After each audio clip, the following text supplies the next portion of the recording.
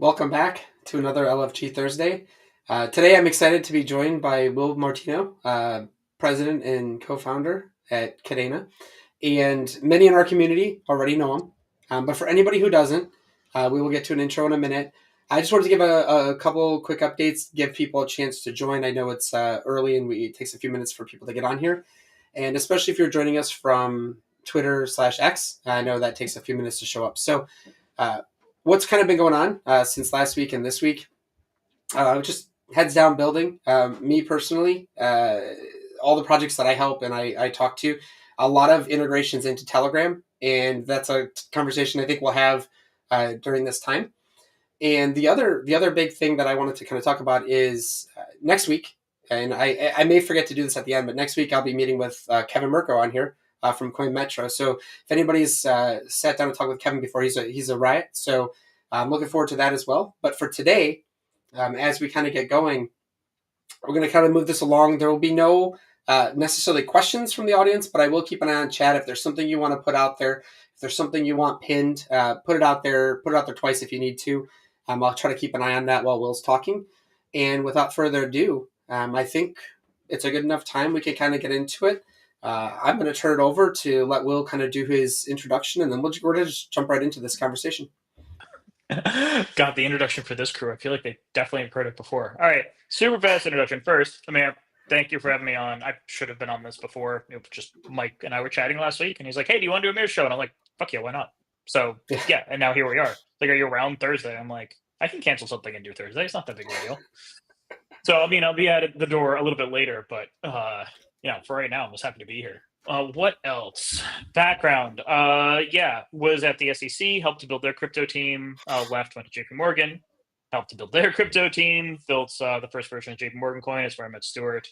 And after a couple of years, we just had this big list of things that we knew that real institutional adoption long term would need, and that none of the platforms we were seeing, and because we were seeing everything because we were JP, none of the platforms that we were seeing had a lot of the stuff. I mean, just basic things like how do you do authorization, like proper authorization, and being able to control upgrades for smart contracts. Just like from there, just very basic fundamental things, all the way up to like, okay, how do you actually have a decentralized solution to scaling? So we left, and then we built Kadena, and now it's been 9 years, I think 8 years or something. I think we just celebrated our 5th anniversary from when we launched, when we first launched the network, and then had to spend like a week trying to wrangle the fork because we messed up one of the ways that we were doing like emergency. I think it was like emergency. We had like some code for doing emergency difficulty adjustment, and it totally screwed up the Mhm. network. And it was just a mistake, and that took like a week to fix. And then within like, oh god, I remember that when it was like initially CPU mining, and everyone, like a bunch of my friends were mining, and then it went to GPU, and then it went to FPGA, and then ASICs were out within a year, which was incredible. And yeah, ever since then, yeah, I do. So Stuart and I kind of operate in like, so he's CEO, I'm president, so it means that I just handle stuff that he doesn't do. So a lot of the stuff that I handle ends up being very like behind the scenes.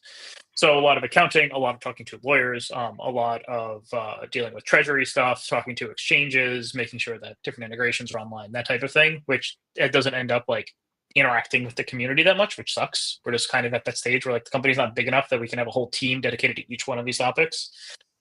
And we're not, but we're big enough that someone like me still needs to be focusing on this stuff. And yeah, I think that's a good enough background to go from. People have other questions. I mean, we can talk about them of like what other more Yeah, background stuff is. I did yeah. Feel material free. science back in like the day. That was fun. Worked on ion engine rocket fuel. Then that was in college, so it doesn't really count. You could talk to Elon. Maybe you could get him to come check us out. He's into all that kind of stuff. But no. Seriously, I was actually going to ask before we kind of move forward. So, um, what background wise, do you still participate in any kind of active coding, or are you kind of unfortunately, like I would call it, unfortunately moved away from that part of it because I find it enjoyable. But I was kind of curious if you're still doing any of that. It's like my least favorite part of founding a tech company is that you end up hiring people who are better than you at coding, and then you end up being very specialized in things that are not. Like you end up being very specialized in things that aren't coding. That like bringing someone on and teaching them how to do it uh like it just doesn't make that much sense because like you just have all the background, all the lore, and you've all the experience with it. So I don't do anywhere near enough coding. I'm looking forward to getting into some of the new front end stuff that's available because that has totally changed since back in the day. Um, but no, when I first went CEO, when we were founding and during the raising, when we were doing the raising and launching of the public network, I basically had to just stop coding, and it sucked because it was a hobby that turned into a job that then turned into something where like it actually makes more sense for us to have a team that's better than like I did a good job with SpireKey, but like Andy did a way better job with SpireKey than I would have done, and it's like it's so freaking slick that like Mhm. I could have done part of it, but I basically just got the that initial proof of concepts going a couple of years ago, and then I end up like poking and hacking around on the edges. But a lot of the stuff tends to be not like it tends not to be like production worthy code. Usually something that gets handed off and then someone completely redoes it from scratch. Where it's like, okay, like I this is how do. it works in theory. It just isn't that great. Yeah, and anybody that's great. Anybody who follows me can attest to that's a lot of what I do. I love building POCs. So we've got like I think we have like 70 different POCs that probably only a few people have seen because when I first was posting them, I only had a few followers. And so one of the things that I think is an interesting one, and I love Andy. I think he's a tremendous developer, and what's interesting about him is he he came up with this. It's changed. Like SpireKey itself has changed so much since he's been working on that, right? And I think simplified is the best way to put it. And when we Mhm. simplify things, we all know that, like smart contracts and stuff like that. It's just everything gets better, right? Less security vulnerabilities. But one of the things that everybody who follows me knows, I love working on bots, and not like malicious bots, but like Telegram bots, Discord bots, and not Discord so much these days. But I had a conversation with Andy asking, like, could we integrate SpireKey into a Telegram bot, which I thought instead of having custodial services on Telegram, we could just natively integrate your phone right into Telegram. I mean, don't even think about using Kadena for a second. That's like a bonus for us. But we could just have the wider, broader crypto community where there's hundreds of millions of active users on that platform. Um, Honestly, be able to tie right into SpireKey. And so I've actually got a working POC for it. I'm not going to show it today. I will show it on a future one. But I wanted to kind of like set the stage for what that allows us to do going forward is I can build wallet packages now, not just web because web's pretty sophisticated or solved at this point with packages, but Telegram is like that wild west for us, and I think tapping into that market is something we haven't done before.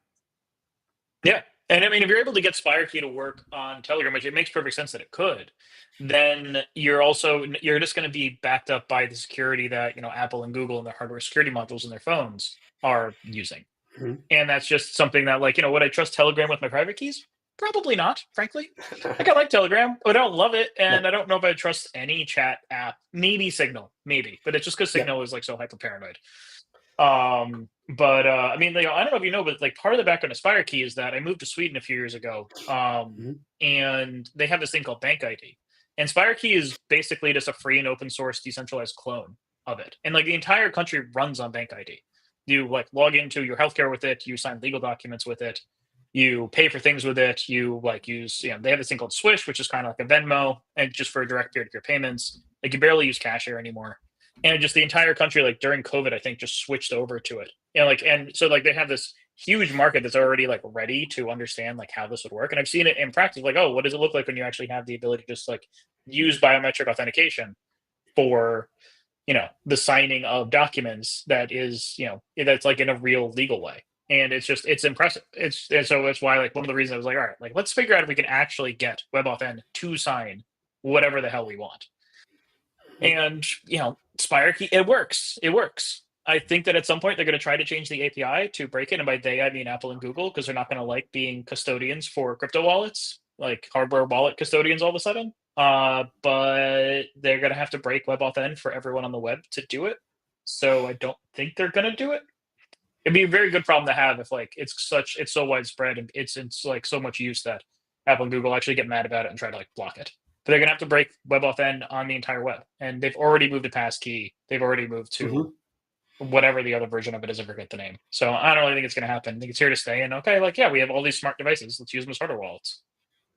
I think they'd have to contend with the AWSs of the world or Amazons of the world who would just Yep. be like, dude, we'll build our own phone then. Like it's that simple. Like that's exactly what Yeah. would happen is you would just see. technology will never stop. And so, on the technology topic, I think Ron had put a question. I don't know if we want to answer this now or if we want to answer this later, but about block times. This comes up a lot, right? Yeah. Do we feel we want faster 30-second block times? I have my own opinion. I'll let you take this one. And if I there's mean, any the trade ideal offs, block time, if it didn't have security concerns, is 0 or like, minuscule block times. The problem is it's the trade off of, like, the lower, like as you lower block time, the rate of forks increases, which then increases like the sensitivity of how the network is. And if there's a partition, even like a super temporary one. So like there's some balance to it. 30 seconds was a conservative approach. Lowering it to 15 is probably doable, but we're working on some bigger ticket items that I'm explicitly not allowed to talk about on this, that include direct significant upgrades to the network that have taken priority over addressing block time. Most of my opinion when it comes to block time is that, with like, I would love to be able to do a horizontally scalable, uh, decentralized consensus mechanism that has proof of stake like confirmation times. That would be excellent. I sadly don't know how to do that. We've worked on the problem a lot. Like we tried to get proof of stake to actually work for Chainweb. We tried it over the years, talked to a bunch of the different consensus researchers who are behind some of the bigger networks today. And the problem is, like, once you try to do a proof of stake like network on Kadena, which is how you're able to get those much lower confirmation times, you trade off the ability to be horizontally scalable for being like centralized and faster. So at the end of the day, what I see Kadena doing is it's more on the settlement side than it is on the trading side. And the reason that I'm okay with that is because the trading side, where you have where you need much lower latencies, that's always a race to the bottom, where the answer is always to centralize. So there always needs to be some settlement layer, and getting that settlement layer as fast as possible is great. But like, trying to race, a Solana to have like, a sub-second thing, that's not, in my opinion, worth the trade-off of having a infinitely horizontally scalable base layer. Yeah, it's a longer road, and yeah, it's a harder road to walk. But at the end of the day, where I think DeFi is, sorry, where I think traditional finance is going, is emerging up into blockchain and using it as a back end technology. And the scale that you need for that is just, it's more than the 20,000 transactions a second that are kind of the best case that you get out of, I would say, any of the proof of stake networks today. Like I can get you demos on one of the proof of stake networks today that'll hit like 1 million transactions a second, but they're all very specific demos that make sure that like all the transactions are processable in parallel. Whereas real world applications, you need it to be multi-cored, for lack of a better term. You need to have these horizontal, you need to have like these dedicated channels for running transactions that you can just add more and more and more. That's what horizontal scalability means, as opposed to kind of the concurrent scaling model that we're seeing today. So can we get it lower? Yes, it needs an upgrade to the mempool, and we have much bigger ticket items that we're planning on announcing, I think, before the end of the year. I'm not entirely sure. I got to talk to Mike, but eventually we'll be talking, like sometime in the next at least 2 quarters, we'll be talking about these massive upgrades that are coming to the base layer network. That's exciting. And it's a hard answer. I know it's a hard. There's no like right or wrong answer for that, and I know it's hard. I always go back to, if you look at the titans, right? Infrastructure people who make the world go round, right? The networking folks who make the world go round. I have a special part in my heart for them. They do the same thing, right? You don't have one web server handle 1 million clients. You don't scale that one web server out. I mean, that's your single point of failure Yep. then. And so, it's interesting. It's the same way proof of network nodes work and everything. And so everything has to work concurrently. I can easily say that I would love shorter block times. I think from a user perspective, especially. Yeah. But I get the trade offs and all that stuff. But I think for us, that's probably a good segue into kind of where we're at. We've all seen, I think, the modular roadmaps. I think it's, for me, it's almost like a bingo game, and it's like, will we, won't we? And so I'm curious, just filtered, unfiltered, however you feel, like how we've done this year, past years, how we're doing going forward. I would caveat it with, I know there's a tremendous amount of change kind of happening behind the scenes that I see and I get to be a part of.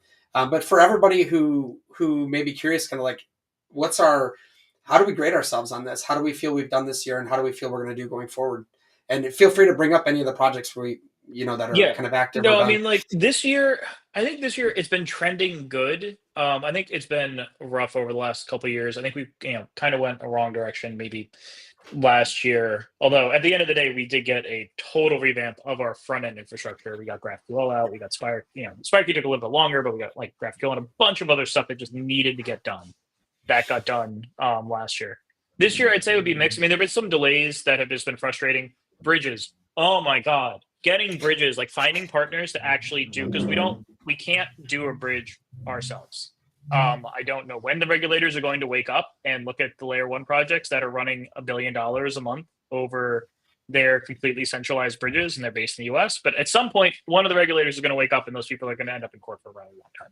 So like we're not going that route, which means that we have to work with someone who is actually doing a bridge and is doing it right, as opposed to just doing some bullshit multi-sig, like tiny little thing where it's really just one person, or it's really like, just like three hamsters in a trench coat that's actually like holding the keys for how this thing runs.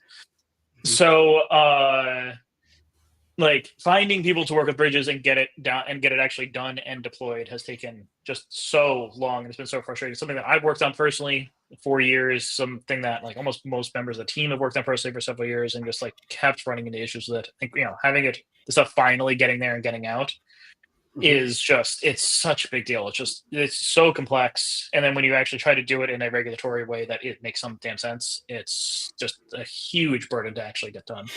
I mean, things like, Pact 5, which was a really, really ambitious rewrite and is a big deal, and like really, makes our already ridiculously safe platform even safer.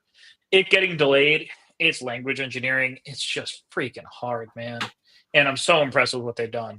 It will be interesting to see exactly how, like where we can take it from there, and if we can get the actual WebAssembly build of it to, which is kind of like an add-on thing. It's not exactly what we're doing right now, but there's some notion of actually just being able to compile Pact to WebAssembly, and then anything that runs WebAssembly, you can just all of a sudden start running Pact on, and making it much more, platform agnostic. But the reason that one got delayed is just like we found bugs in testnet, and it's language engineering when you're rewriting entire language from scratch and doing it in a much more principled way, and that's built to last for the next 30 years. It's just, it takes time, and it's just is annoying. I mean, and then like some of the integrations like MetaMask snaps, it's just where it's like it gets close and then you do an audit and it doesn't work, or the team behind it didn't do the right thing, or it sort of feels like bridges where it's like trying to integrate with like one of these big things. Finding the right team to be able to work with that's actually going to be quite reliable is hard. I mean, we've seen that with thankfully, the community's really picked up a bunch of stuff when it comes to like the bro token and that DEX with Mercados. Like what Amir and Pascal and the rest of the community are working on is just like, it's amazing. And thank you, because like these are things that like we've been trying to solicit from the broader community and to pay out to build, and just they sort of worked, or they didn't, or they were kind of crap, or they just didn't really work. And then we finally have some like passionate developers who like care, like who aren't like, because we can't build and run these things. So having people who actually like come on and do it and care, and it's like, no, I want this thing to fucking exist, and then make it fucking exist. Sorry, Crystal, whatever. You're fine. I feel like this It's not podcast is a okay. PG show. Oh, we're fine. Yeah. Yeah. You can say whatever you want. Yeah.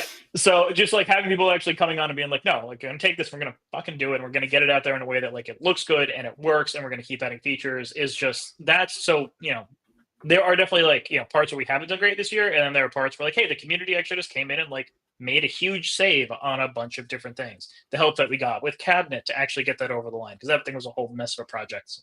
Where like now that was actually over the line, and I love that thing, but it's getting that out took 6 extra months that it shouldn't have, and it was just finding the right people to do it and review it and get it done. Just it just took a long time, especially like when you put in the time and you're like, all right, like I got this grant going, like these people are going to build it, and then it doesn't really work, and then or it's just crap, and then it's like, oh shit, well, what are we going to do now? Is it back to the drawing board? Do we need to pull in other people? Like, how do we actually make the save on this? Because we didn't want to be building out literally everything in the platform, and then again, community comes in and just fix it, and it's like, oh, fucking thank God. Well, what's interesting. So I don't spend a lot of time talking about PAX. So the interesting about this is, yes, I spend a lot of my time in the Kadena community. What I was trying to accomplish with this show was to be broad strokes. We can talk all crypto. So obviously we're gonna stay mostly Kadena. It makes sense. I don't get your time every week. But what's interesting is, so people who don't know, I was on a call yesterday, and I do too much. I've been sick, and so I'm hoping my voice holds up. But one of the interesting things, so Pascal, some people will look at like whether they like me or not is irrelevant to me. I just like to be here and happy and positive. And so Pascal is like, I'll build something, and I'm like, this is like the best thing since sliced bread. And the guy will just say, "Are you fucking stupid?" And I'm like, "No, I'm not stupid." And then he shows me like this very, very complex issue that would break my. I'm like, dude. I'm like, okay, fine. Yes, I'm fucking stupid, but like, I should have caught that. You're right, but like, also nobody else was going to catch that. And so it's so cool having him. He Yeah. helps quietly. A lot of the stuff he does, I try to help be his mouthpiece for, so that he can just sit back and focus. And so he doesn't get. I don't feel he gets the attention. But if people knew, I mean, he talks to Jose probably at spurts. I know that those two have a good relationship, and I know Mhm. like core devs he probably talks to all a lot. But that guy is a machine, and I just want everybody to know he finally wrote a piece of code that I found a bug in, and I Huh. just wanted to be. I was so happy, and he was so mad at himself. But I would never have taken this out on myself. But like his commitment, what he's doing every. I'm not gonna swear too much, but he's doing everything that Kadena cannot do. And I think that's important. Just like Mhm. what I'm doing on Telegram. I can't run that stuff. I'm in the US. I can't run that stuff. I don't directly run these things. I have people who run them in other countries where it's okay for them to run them. And so we've kind of created this little ecosystem with Bro. And it's interesting when you look at like where the innovation's coming from the community and who comes to who when they need help. That's it. I mean, we need more people like that. And so for me, I think it's really important to let people know like he's like our quiet saint right now. And Mhm. without him, we redid the Echo Dex, right? Echo Dex was fine, but we said, you know what, let's do it so it's scalable. So when I launched Token Go to be able to generate tokens, which I do want to talk about for a second, but it allows us now to centralize data. So one of the actual community pieces that I think is important, and this could be contentious or not, it doesn't matter to me. I think it's a good question. Is I've repeatedly asked before, and I feel like it's gone on deaf ears. And I think maybe Will, this is a good thing for you to have in your pocket. Is we're recommended to create KIPs when we want something changed or we feel a standard should exist. There are like 7 KIPs that man has written that have zero feedback on them. Some of those KIPs are things that all of us use, and it would be nice to have standardized, like a token standard. And the token standard allows us, like when I generate a token go, I put all their socials and data in their contract, lock it, and we're done. So that their dexes can auto pull all that stuff in, the wallets can auto pull all that stuff Mhm. in. And I think it would be helpful to maybe get like a push there, and where I just haven't seen. I don't know what I'm doing wrong, but I have not been able to get attention on these things. But I think that would be, if nothing else for me, that would be like the biggest ask I would have to like support him is to make sure his KIPs are being valid. He says things. He's not always nice. I get that. He's very direct. But I think for you, it may just be some good feedback to hear and kind of see how you. Uh, I don't know if you want to My respond to first that, thought but is it's just like I mean, yeah, he's fantastic. And yeah, like I've heard that sometimes he's not always the nicest. Whatever. He gets shit done. yeah, And he yeah. finds fucking bugs that we miss. This is yeah. Hmm. Like I've heard a little bit about that the Kips aren't getting some of the coverage they need, but I guess I would just turn it to, is there some way that we can integrate, can someone come up with an idea for like how we integrate cabinet where like the Kips just get, like things that don't need core infrastructure changes, like cabinet can just, do a community vote on this. Like would that even make sense? And it was all right, like cabinet, like all of a sudden, like there's a little badge on the KIP now because we do some little integration with GitHub. And it's like, all right, like cabinet's voted for this, and it's like 85% approval. And also we have the marker approval from like, like top 3 devs that are behind it or something. And as long as it doesn't need any stuff, like can it be more of a like we get out of the community's way when it comes to Hmm. actually putting together these standards. So they can just run forward with it. Like, I need a standard for this. Let's just do it. Because that's one of the, as you like brought up, like, being based in the US, like we just end up having to take longer because we're based in the US. And like this shit just like it piles up and there's a lot of extra questions we need to ask. I think like one of the things, like looking back on this, you know, it would I have founded Kadena in the US? I don't know. We got some great talent, but with how the regulatory landscape's gone, I think that South America might have been a better choice. I think parts of Europe like might have been a better choice in retrospect, which is weird to say because the U.S. has always been this hotbed for it. So I can't give you any promises on like what could be done, but I can just ask of like, do you have any thoughts on like, how it can be fixed beyond just like it getting more direct attention? Like, is there a way that we can decentralize it more and give it to the community more? Where it's like, all right, like this is a community kip, or maybe like there's just two different versions of a kip being accepted. There's like community kip, and then there's like the endorsed, by Kadena Core thing. And so I long as it think doesn't need like a, an addition. Sorry, let me stop so you can answer your question, or you can answer Yeah, the question. no, I think cabinet was something that was discussed before.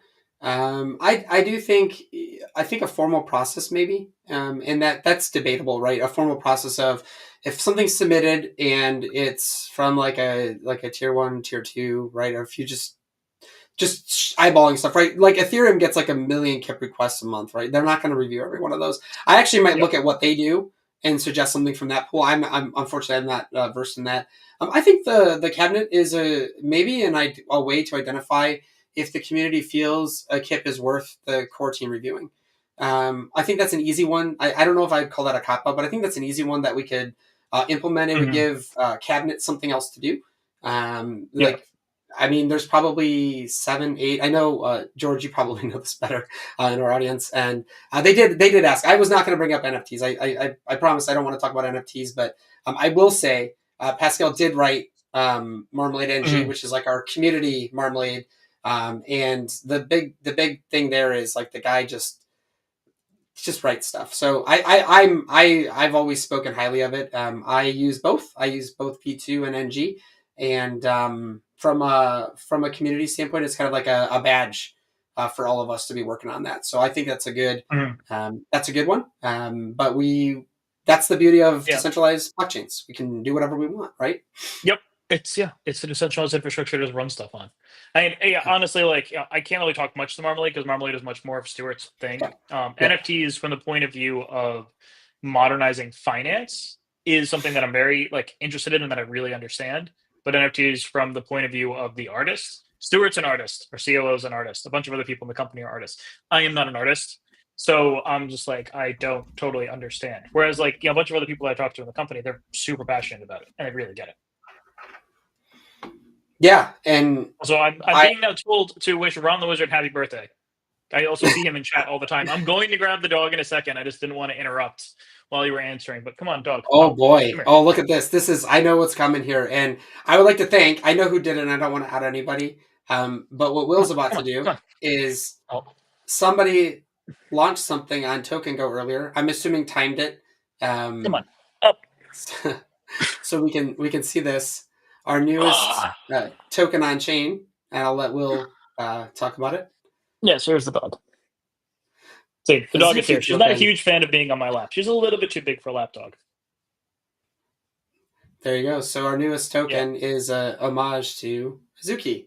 So that was pretty Yes. cool. I remember that It's conversation. adorable. It's so Yeah, cute. yeah.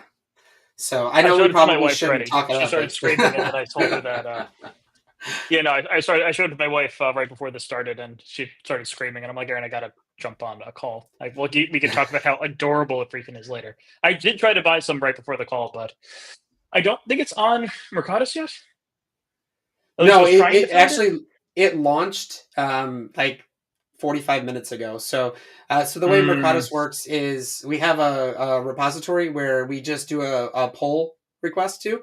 It gets approved if everything passes and the approver approves it, and that immediately puts it right on the DEX. And then as long as it's in that, we start indexing it and everything, and so stats start pulling up. So we kind of got like a whole workflow now that anybody. got it. The reason we did it this way was anybody could tap into that now. So it's not just for us; Nice, it's for everybody. So yeah, that's cool. nice. I thought it may have been launched, but yeah, I saw it pop up.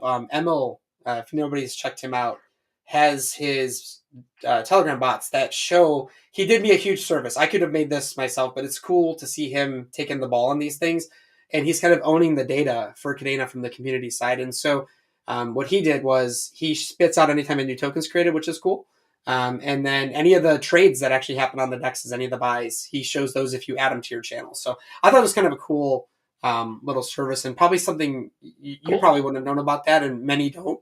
No, But it's a good way to show and show appreciation for what they're doing. So I appreciate it because he helped me out a lot. So um, yeah, the the other the other thing, and I love, I could talk about community all day long. I don't want to do that because there's a couple other things I want to ask and kind of go through. Mhm. But this again, it can be contentious depending on what side you're on. But for us, it's okay. So you were a guardian. I was a guardian. What do you think about being a guardian? And do you know what being a guardian means? Not entirely. I think it's cool. I saw the thing when it came through.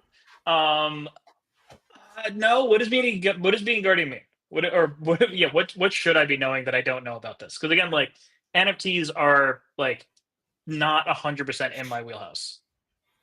I know they Yeah. should be more, but So they're just not. yeah, and it's there's a couple things. So it's with the so anybody who's following this knows or doesn't know, a CWC token is a utility token. It was registered in Wyoming. Curator again, he's a lover hate him guy. I love him, but that'll probably make some people mad at me. But that's okay. And so what he did was he did everything by the book. He did everything that he could to keep this. I think it's an official DAO.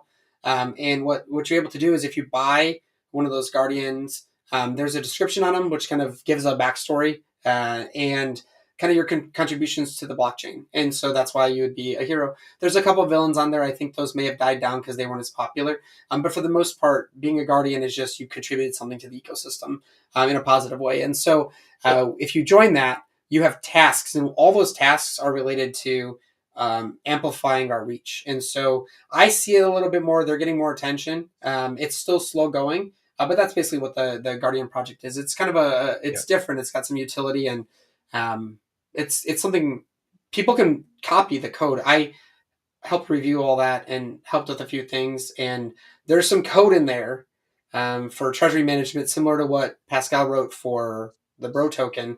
We're going to be using those things all over and helping people out and copy that code, use it, ask questions. That's what it's there for. So Cool.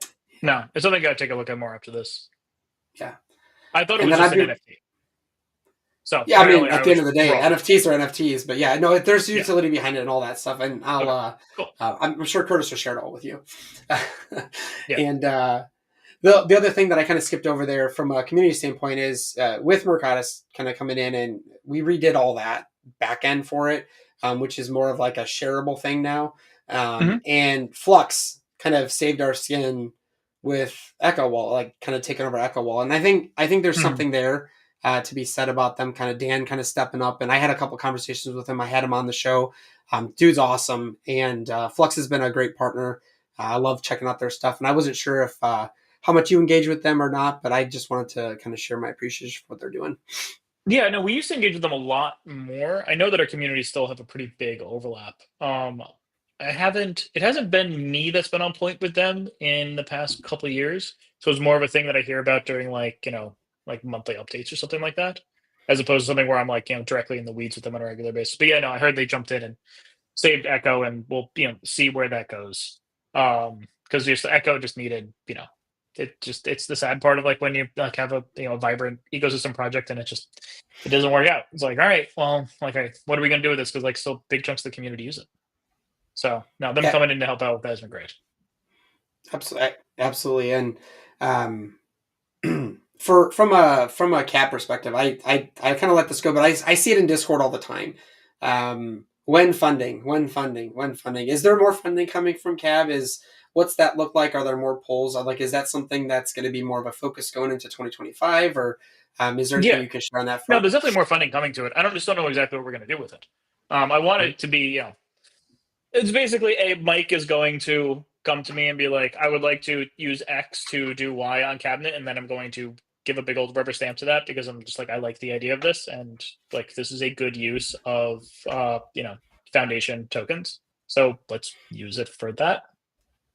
So yeah, I would like to have it integrated with more stuff.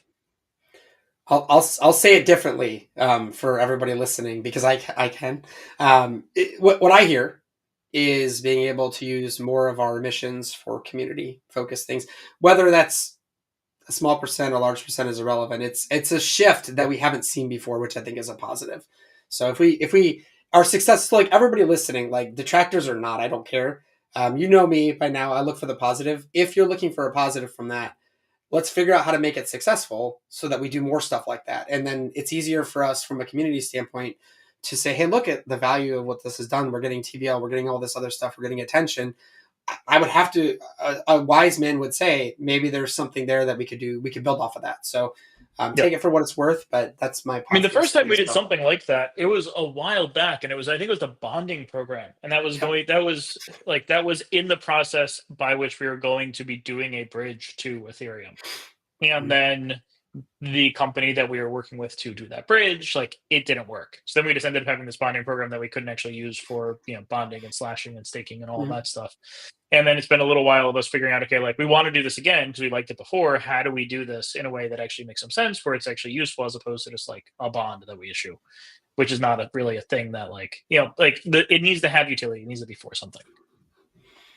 Absolutely. No, yeah, absolutely. I think if there's Yeah. no value, it doesn't Yep. meet the mark. So I think, for me, I'm looking kind of at the time. We got plenty of time to continue talking, but I will pause for a minute. And what I'd like to know, and I think what everybody would like to know, is like, before we dive into some of the more institutional stuff that I personally, my background, I love to cover, I'd like to give you a chance if there's anything coming up that people are going to know. Is there any alpha you want to drop? I think now might be a good time, and then we'll see if anybody's got questions or wants Oh, we to can't do this kind big of. community chat and not mention like how much activity Crank has gotten.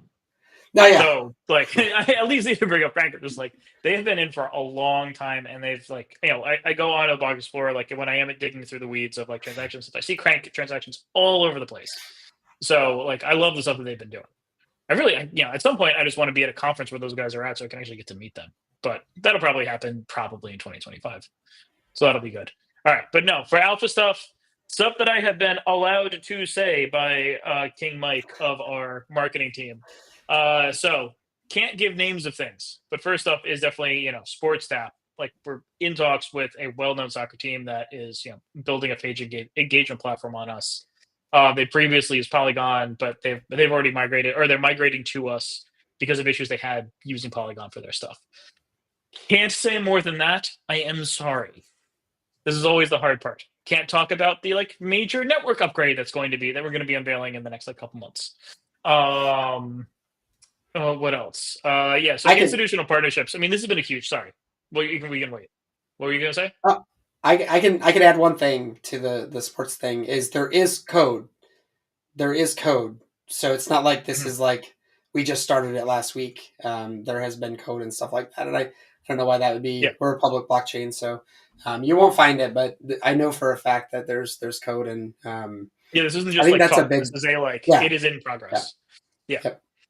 I Sorry, tend I to just not wanted like to to talk about clarify. this stuff until like it's hitting mainnet because I've been burned so many times. I mean, the Yep, communities have burned so many times of like us talking about stuff that looked yep. really positive, and then all of a sudden it blows up. And it's like, God damn it, we were ready to go, and then like the wrong person at the company was just like, oh, I don't want to do this anymore. So working with big partners can be a problem like that, but I don't expect it to happen with this. I mean, institutional partnerships, we're talking to tons of banks, just businesses, companies, groups that are either like want to work with us or getting us inside the door with like key institutional players. I'm off to the Netherlands next week where I'm going to talk to a bunch of them. We're doing some integrations with existing like real world asset platforms for traditional finance that we should have out hopefully by the end of the year, and we can actually start announcing some of the partnerships that are going to come out of that. Sometimes people always ask like why we are focusing on this, and I have to remind people like we designed Kadena as with the idea being that it can be a backbone infrastructure for as traditional finance migrate. Like crypto is going to be a thing, it's going to need a bunch of different features. We have all of these things. Is the path we're taking slower and less flashy and less like moonshotty immediately? Yes, but it needs these things fundamentally. At least that's our core thesis. And the next step, the step that we've like needed to do for a long time is to get this institutional adoption to actually show off like, hey, if an institution moves their, back office process from, what they're doing with that involves, a ton of people and a bunch of time to, a smart contract based approach that can be both public and private, where like you have some stuff running on your own servers, but a big chunk of it is actually settling onto the network. And you can save, X millions of dollars a year from this process. Those are the case studies that really help to move all of crypto into going from like the degens will always be here, the crazy moonshots will always be here, but the crazy meme coins will always be here. But getting more institutions involved is just a net good for everyone in the industry, let alone Kadena, where it's just going to be great for. So, just because we're focusing on B2B doesn't mean that we're not focusing on community or ecosystem devs. It's just we now have the ability to go after this business. And because we tried earlier, we got really close when we were working with USCF. And then just like crap happened and we just weren't able to move forward with them. And then the industry just kind of paused for a few years until BlackRock finally got their, token out. And now all of a sudden the industry just opened right back up to actually getting institutions really using public blockchains. Because for a long time they wanted to use private chains, and private chains they work well for like when you're experimenting, but when you're actually rolling into production, you really want that public infrastructure that's up 24/7 that you don't have to worry about that much. You'd much rather just have this open public infrastructure. The big problem they have is gas, which we solved by actually being able to scale. So, being able to show that off at an institutional level is good for everyone. It's, and a lot of the tooling that we're going to be building for them is going to be helpful for people in the ecosystem too. It's just that, some of that stuff is going to be much more like traditional finance focused and won't be as directly applicable. But, having that attention is just a net good for the ecosystem in general and for the network health in general. Yeah, and I'm curious. So I don't want it to get buried in your response, and we don't have to dwell on it. But um, what I take away from this, right, is everybody knows I'm a community advocate. No matter what I do, it's just how I am. And so I toe a weird line at times. But I'm curious. So maybe just spend like another minute talking about. I get to see a little bit more, right? And so the B2B stuff, I talk about this all the time with people internally, externally. B2B is what a lot of chains are going for right now, right? Or white labeling or white boxing solutions, right? We have a B2C channel here. We have a C2C channel, which is kind of like we have like a B2B and a C2C channel right now. And I feel like we're, from a community standpoint, struggling with the B2C channel in the community. And so I'm curious, is there anything, and you may not be in tune with this enough to maybe answer this where I think I might take it, but I'm curious, your thoughts on maybe even just what I just said. I just feel like it feels like we've shifted a lot towards business, and I hear this all the time. It's not just me. It's one of the questions I actually kind of am massaging a little bit here. But we've had this shift towards B2B and partners or institutions. But I feel like a lot of people feel like the community is, kind of being left out. And I will pause. I think that's plenty to let out there. And there's never a wrong answer. But I'm kind of curious what you think and how you feel that kind of reflects. It's hard to address. I feel like a lot of it is just frankly it's just like the coin price. If the coin price were doing better, I feel like that wouldn't be as much of a sentiment. It's just there's just generic frustration with where we are as a market cap, which I share. And one of the ways to fix that is to go and get actual business onto the network.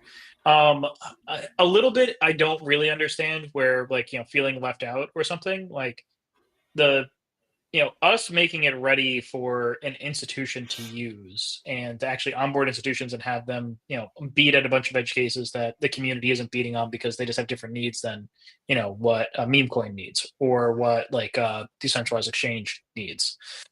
And having them, beat around that and having us, solve those issues for those clients and getting them onboarded. I feel like that's still good for the community because you get to use all the tooling and all the solutions and all the other stuff that we get, but also just getting more activity that is more decentralized isn't the word I'm looking for. Diversified, getting more diversified activity on the network. I feel like it's just good for the network in general. Doesn't mean that we can focus as heavily on doing AMAs and just kind of being in the discords and the other stuff. I think so. There's some element of there's some work that just needs to now happen sadly behind the scenes. And I feel like it's not that we're working any less. I think it's that just some of the stuff by its nature of being more institutional focused ends up going behind the scenes. It's kind of like with me where I end up working on accounting and legal stuff that I don't even talk to if you're full time at the company at Kadena and we're doing updates, I can't talk about any of my updates to outside of 6 people at the company because all of my stuff is usually very needs to be very locked down. So yeah, this is half the time my update is just I've been working through emails. And it's just I can't give you more details than that. So I feel like there's probably an element of that where people can be frustrated because it looks like people aren't as present or they're not, working on stuff. It's no, just it's because it's not fully public blockchain ecosystem focused, there's just like less, there's a little bit less activity going on there because there's, even more activity going on behind the scenes on other stuff. Eventually it's going to get reflected back because our play isn't to set up like private chains. Our play is to just build a really badass layer one that, can be the backbone for pretty much whatever you want to do with it. And we've proven out that you can get dexes to work. Like once bridges happen, like we can finally have some freaking bridges, and we can we've shown that we can do all of this other stuff that all these other chains can do. And then getting institutions on is kind of that last thing, and it's a I don't know. I still feel like it's still worth it, even though for this during this phase, like the snowball that we're like starting to roll down the hill, it's still behind closed doors, and that does suck. So I hear that. I think I no, that's good, and I think Yeah. for me, maybe a follow up question, kind of something that I like to talk about this a little bit more than it's probably healthy, and it's a big topic in crypto right now, right? With RWA, and I'm wondering if maybe there's like a parallel to kind of tie that together, where there is a benefit, right? What does that benefit look like? And I think RWA, from everything I've seen, is just such a hot topic, just like AI was a hot topic. That's where we're at right now, and I mean, what does that kind of look like when you bring it back to where we're at, where we're going? Talking about like bridges, stable coins, all those things that kind of like put all that together. And we haven't seen it yet, but that's going to be coming here soon. And I'm kind of curious if you could tie all that a little, maybe tie all that a little bit together in there. Yeah, I mean, real world assets for me is the name for the stage wherein crypto becomes like set in stone, of not just like a footnote in the annals of history in 100 years, but it's actually a core like technology that exists that extremely large institutions, all the way down to just individuals, end up using on a daily basis. Some people who are really involved with it are going to actually like know exactly how it works and are going to like, be touching it every day and like using their own wallets. But I think like the majority of people are going to end up having it as a background element of the tech that they use that they don't even see. It's kind of like a database. Everyone here who's watching this has touched that, has interacted with the database probably Hmm? 10,000 times today. And everyone here probably doesn't know how to write SQL. And that's okay. Should everyone know how to write smart contracts? No. But like there was this step where like you know, it was just the nerds who actually were like, we're doing the tech stuff, and then they put some middleware in, and now like the middleware was like Java for a long time, and like the database in the back end, and then like you would have your middleware, and then you'd be interacting with those APIs, and then it was front ends, and like you're still hitting that database. Like every time you open an app on your phone, you're hitting a database, probably a SQLite database, because you probably have 50 of them or 100 of them on your phone. It's usually like one per app. And every time you go on their website, you're hitting probably 10 different databases per website, but you don't even really know about it, and most people don't understand how it works, which is totally fine. So like RWA for me is it's that process by which we get to crypto being like that, where it's Hmm? everywhere and it's important and it's really valuable. And it also, makes things better because before databases, like shit was just worse. And then they made databases and then things like became a lot better. And you're able to do a lot more with it. And it was also just safer. And that like RWA for me is like that, the process by which we end up there. And you know, having I mean the benefits, like it benefits institutions, businesses, with like improving efficiency and lowering fees. But from the community perspective, it provides just a more stable ecosystem for enthusiasts to thrive and to like grow their portfolios, frankly, of just like us getting institutional adoption and getting real world assets going on the platform, and having like the stables and the bridges, and also like zero knowledge, because that bridge is quite far along at this point. Having all that stuff integrated is just important. It's sadly it's like the picks and shovels though, where like that's there, and then we need to get a couple of those institutions on. We already have the community, and they've been really solid for years during ups and downs, and and they stuck around. So like we're close is basically kind of the way I would sum it up. And like RWA, I think, is that process by which we get to that next stage where we go from being like a small cap, like could have been, to a we're really here and we're here to stay. It's also the nice part of proof of work, is just like it's a cockroach. This thing doesn't freaking die. It's really nice. No, and it's interesting. So I actually, maybe the ZK stuff, and I know some people are aware of this. Like, I don't know how much we can or can't get into that one, but like, it's everything's like close. But when you go through some of these things, and we're evaluating things, and this tech is so new for us, right? And Yeah. and how we implement it on Kadena and with Pact, and It's been an interesting thing to kind of look at. So the nice thing is for everybody here is if you pay attention to GitHub and pull requests and branches being created, you can follow along with where things are at. That doesn't mean you're going to know like exactly what's going on. And I'm not dropping any alpha that hasn't been out there already.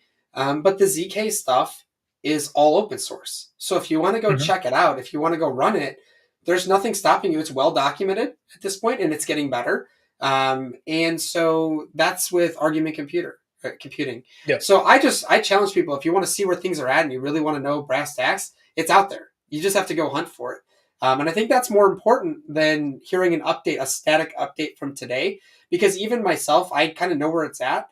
That could change tomorrow. It could change this afternoon when we talk, And so there's so much going on. There's so many moving parts with it. And I didn't understand that coming in. I used to just say, why the hell does this take so long? Because it's easy for me to say that. And I still will. I mean, I think we all are naturally going to say something like that. But realistically, like that's a massive project. And I think Yeah.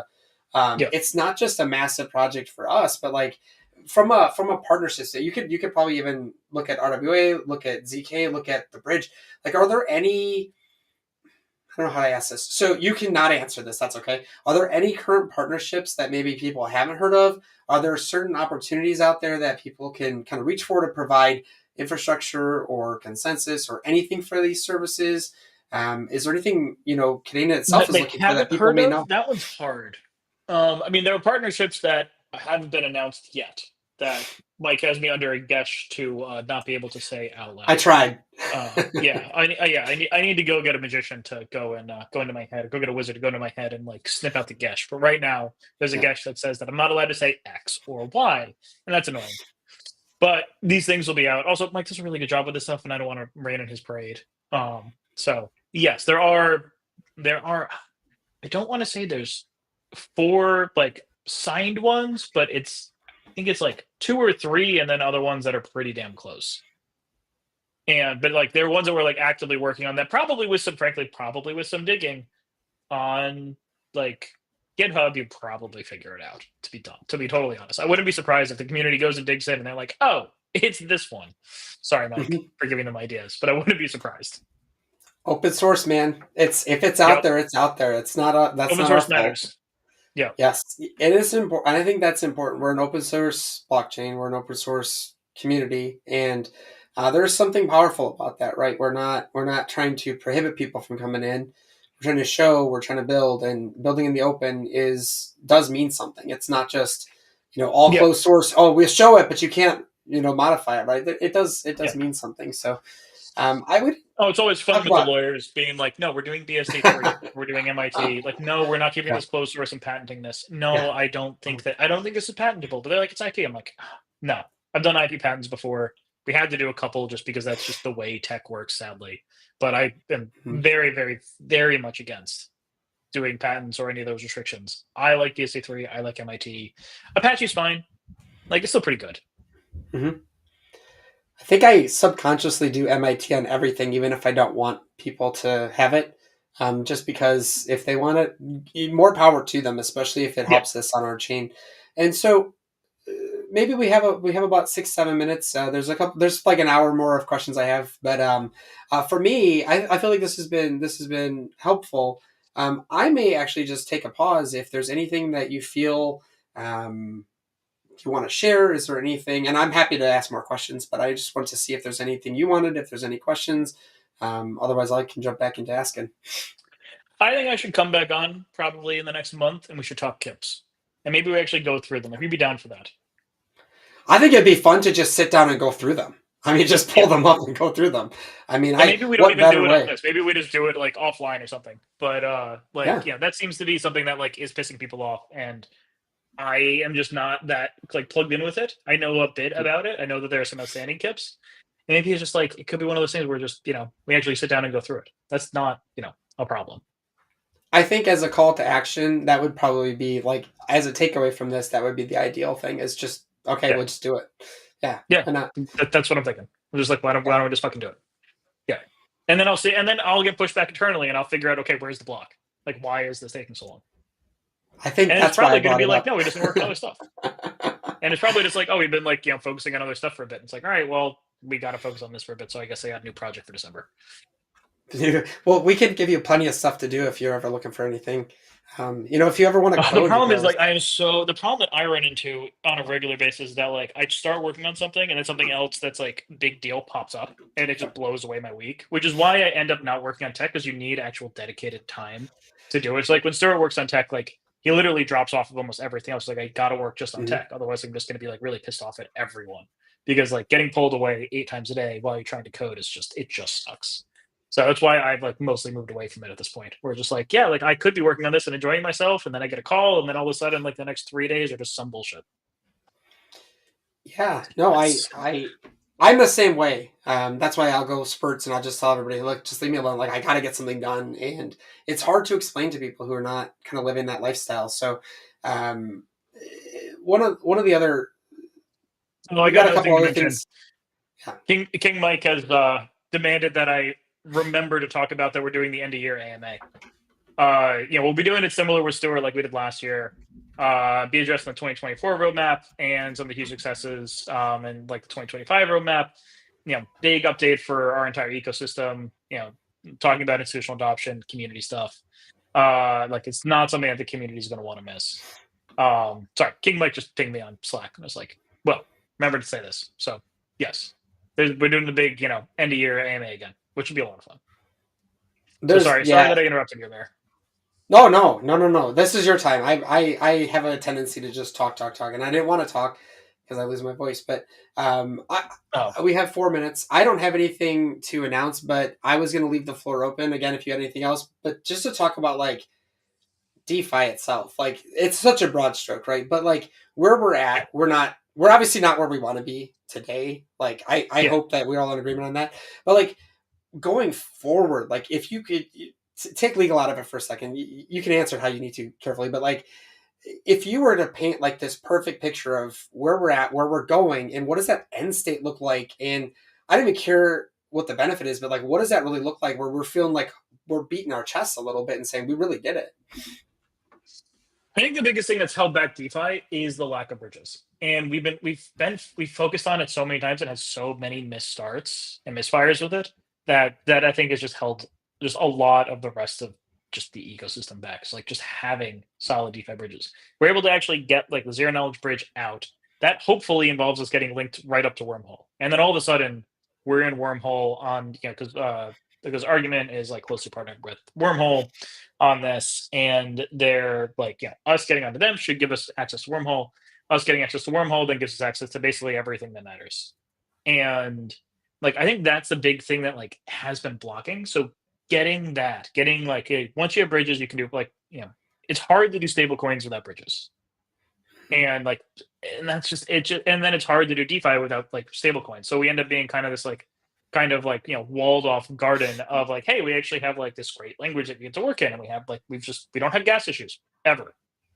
My belief of what gas is supposed to be priced at is 1 cent above what a troll would want to pay to DOS the network. That is I believe the ideal price for gas. It is DOS protection, and it's Yeah. 1 cent above that, and it never goes above that.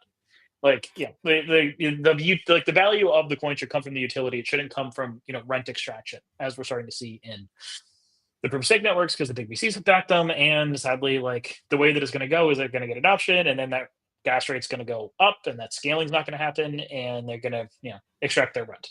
So but it's still hard to do without actually having bridges, which really get in the way of stablecoins, which really get in the way of having DeFi expand. The work that you and Pascal have been doing, and everyone else has been doing on getting the DeFi stuff together and upgrading it, making it look better, being able to add features to it, making it much more seamless. I'm just super thankful for it.